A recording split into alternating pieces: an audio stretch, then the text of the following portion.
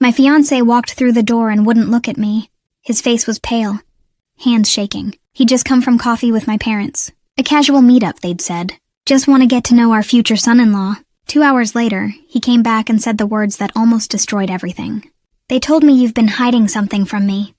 Something serious. My parents had just told the love of my life that I was mentally unstable, that I'd had breakdowns in college, that I'd stopped taking medication, that I had violent episodes I'd hidden from him. None of it was true. What kind of parents try to destroy their own child's future? The kind who have something to lose. And here's the thing. I had proof. A voicemail. A voicemail they left me 4 years ago, from their psych ward. Before we go further, drop a comment and tell me where you're watching from and what time it is there. And if you're already hooked, hit that like button. You're going to want to see how this ends. The irony? They'd left me a voicemail I was never supposed to keep. Let me back up. I grew up in a house where nothing was ever good enough. Perfect family photos on the mantle. Private criticism behind closed doors. Straight A's? Why weren't you valedictorian? Scholarship offer? That school isn't prestigious enough. My parents were obsessed with control. With image. With making sure I stayed in the lane they'd drawn for me. I moved out at 22. Built a career in healthcare administration. Steady. Stable. Independent. That's when I met Alex. He was kind, honest. The first relationship I'd ever had that felt healthy. We built everything on transparency. No games, no secrets. 2 years later, he proposed. My parents smiled for the photos, but I saw the look in their eyes. Cold. Calculated. Are you sure you're ready for marriage? My mother asked. Not congratulations. Not joy, just doubt. I should have seen it coming. Here's the thing about growing up in a house like that. You learn to protect yourself. I started saving everything years ago. Texts, emails, voicemails. When someone gaslights you your whole life, memory isn't enough. You need proof. I had a folder on my phone. Cloud backup. Years of messages. I didn't know then that one voicemail in that archive would save everything. 3 weeks before the wedding, my mother sent Alex a text. Can we grab coffee? Just want to know you better before the big day. She even added a smiley face. I didn't want to be the controlling fiancé, so I said yes. Of course. They're going to be your family too. Alex met them at a cafe downtown. I stayed home. Tried to work. Couldn't focus. 2 hours passed. When he came back, he wouldn't look at me. He sat on the edge of the couch. Hands folded, silent. What happened? I asked. He took a long breath. They told me about your episodes. I felt my stomach drop. What episodes? The breakdowns in college. The medication you stopped taking. The incident sophomore year. I just stared at him. What incident? What medication? Alex, I don't know what they told you, but none of that is true. He looked at me, and I saw doubt in his eyes. They said you'd deny it. That it's part of the condition. Condition. My own parents had diagnosed me with a mental illness I didn't have, and they'd done it behind my back, to the one person I trusted most. They're just worried, Alex said quietly. They think we should postpone the wedding, until you get help. Get help. I wasn't angry yet. I was numb. My parents had framed this perfectly. They weren't the bad guys. They were concerned family, protecting an outsider from their unstable daughter. They offered to pay for treatment, Alex added. That's when I realized. This wasn't concern. This was a coup. The next 48 hours were a nightmare. Our wedding coordinator called. Hi, just checking in. Your mother mentioned you might need to push the date? I hadn't told her that. My aunt sent a gentle text. Heard you're going through something. We're here for you, sweetie. Going through something. The story was spreading. Alex wouldn't answer my calls. Only short texts. I just need time to think. Then my parents showed up. Unannounced, they had brochures. Glossy pamphlets for outpatient programs. Depression, anxiety, behavioral therapy. My mother's eyes were red. We're only trying to help. Why are you being so defensive? Defensive. I started to doubt myself. Was I remembering things right? Had I blocked something out? That's what gaslighting does. It makes you question your own reality. I sat alone that night in an apartment that was supposed to be our home, and I did the one thing I always do when I feel like I'm losing my mind. I opened my phone. I started searching, texts, emails, voicemails, years of proof that I wasn't crazy, and that's when I found it. Not the voicemail. Not yet. Something else. A text thread. From 6 months ago. Between my parents. I thought I'd lost everything. But they'd forgotten one thing. I document everything. I scrolled back through my cloud backup. Months deep. looking for anything that felt off. And then I saw it. A screenshot. In our family text thread. My mom had sent it by accident 6 months ago, then deleted it 30 seconds later. But I'd already seen it, and I'd saved it. It was a text exchange between her and my father, March 14th, 6 months before Alex ever proposed.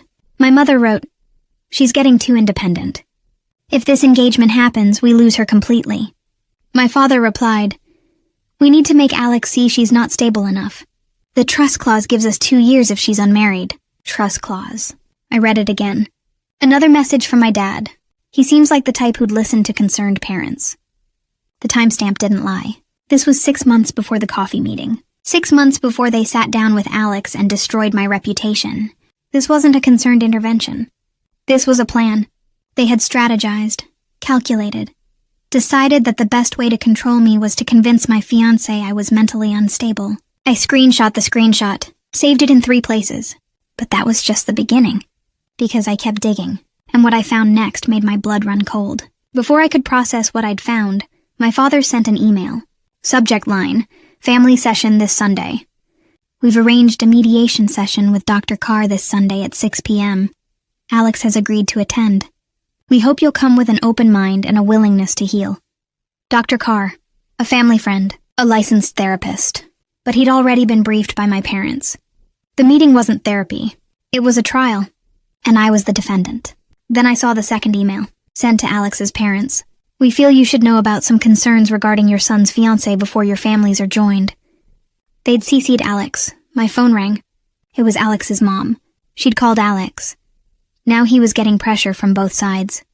I tried calling him. "Please, just talk to me first. Alone." His reply came an hour later. "I'll listen." At the meeting. With everyone there. Everyone. My parents. His parents. Dr. Carr. Extended family. A controlled environment. A professional mediator on their side. A narrative already written. I had 72 hours. 3 days until Sunday dinner. 3 days until I either proved my sanity or lost everything.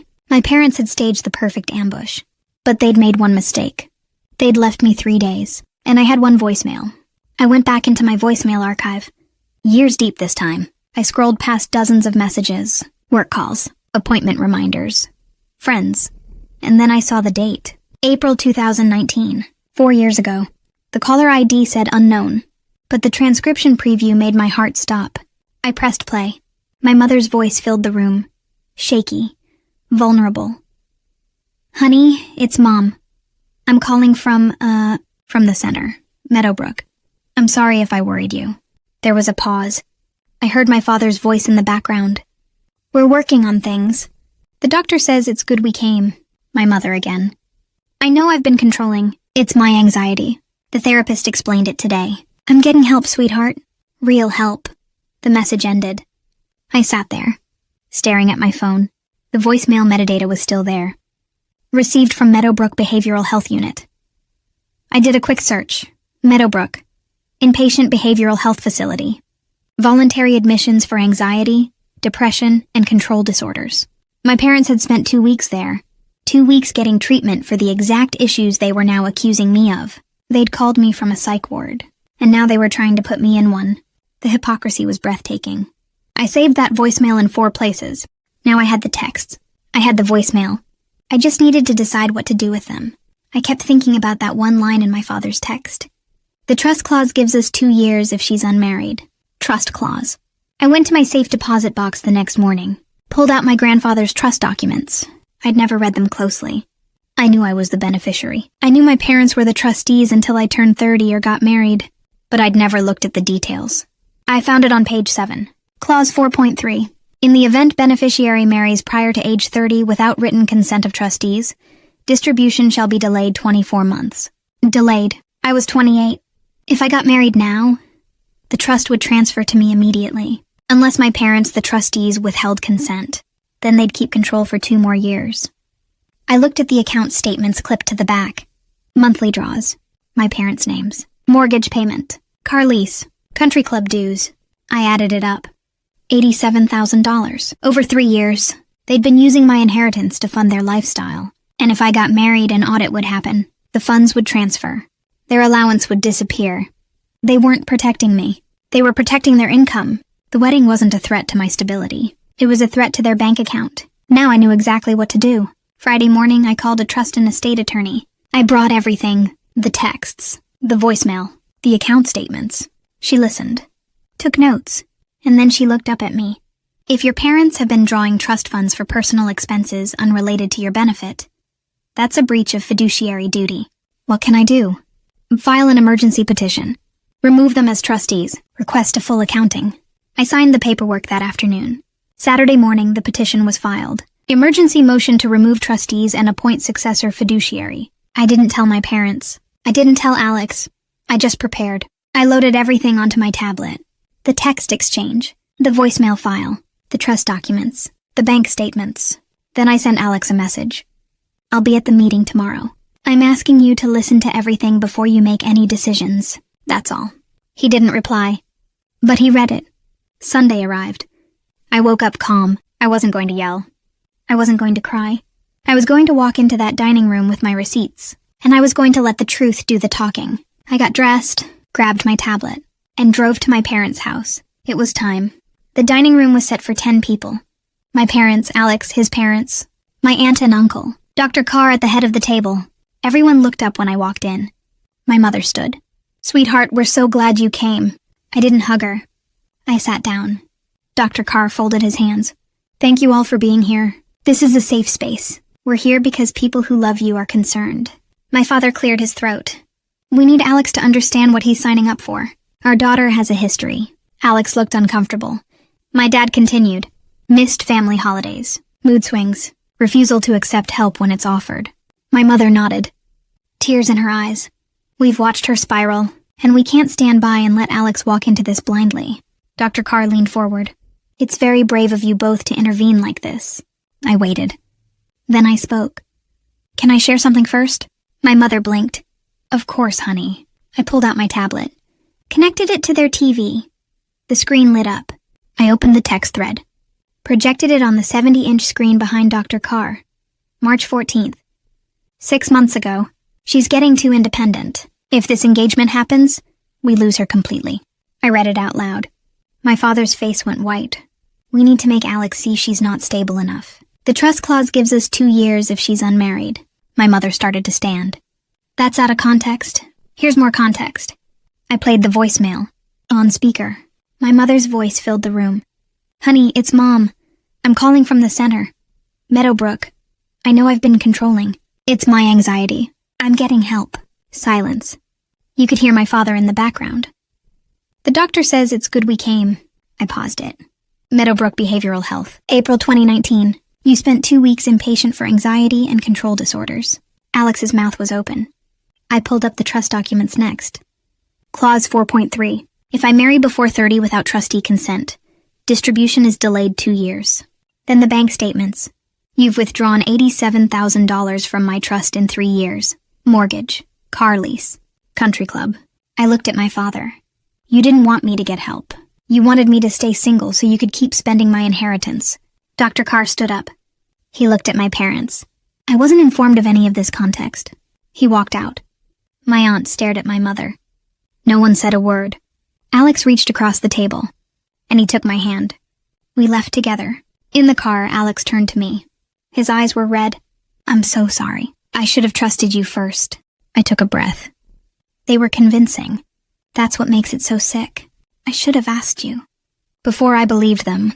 You're asking now, I said. 2 weeks later, we went to court. The judge reviewed the evidence.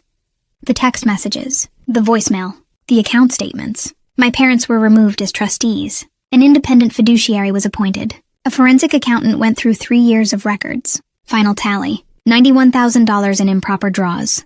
The court ordered repayment. 24 months, monthly installments. I sent my parents one email after the hearing. I'll consider reopening contact when you've completed real therapy and can take full accountability, not before. I didn't get a response. I heard later from my aunt that my mother started outpatient treatment. My father's still in denial. The extended family fractured. My aunt and uncle apologized. They came to the wedding. Others ghosted. I haven't heard from them since. The wedding happened 3 months later. 20 people. Backyard ceremony. Lights strung between trees. Alex's vows made me cry. I promise to always ask you first, and to trust you most. We started couples therapy a month after the wedding. Not because we had problems, but because we wanted to protect what we built. We wanted to make sure that what my parents did wouldn't leave scars we didn't deal with. A year later, my parents sent a card to our apartment. First wedding anniversary. I haven't opened it yet. Maybe one day I will. Maybe I won't. I don't feel angry anymore. I feel sad. Sad that they chose control over connection. Money over their own daughter. But I also feel free, because I learned something important. You can love your parents and still protect yourself from them. Boundaries aren't cruelty. They're survival. And sometimes the most loving thing you can do is walk away. So here's my question for you. Have you ever had a parent or in-law try to sabotage your relationship? Maybe not this extreme, but in small ways. Guilt trips, doubt, control. What did you do? How did you handle it? Drop your story in the comments. I read every single one. And if this story helped you feel a little less alone, hit that subscribe button. There's a lot more where this came from. One last thing. This story is a fictionalized dramatization for educational and entertainment purposes. It's not legal, financial, or medical advice. If you're experiencing family manipulation or financial abuse, please consult a licensed professional in your area. Thanks for watching, and remember, your peace is worth protecting.